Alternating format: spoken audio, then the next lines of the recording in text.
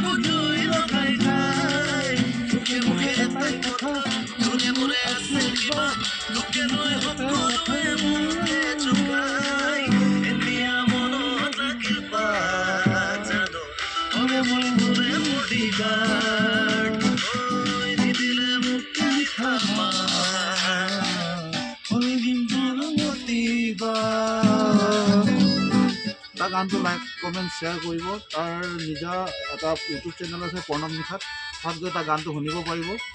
আৰু আমাৰ লখিমপুৰৰ উঠি অহা ল'ৰা, আপোনালোকে লগত শ্বেয়াৰ কমেণ্ট কৰিব, তাক অকণ সহযোগ কৰিলে ভাল হয়। ধন্যবাদ।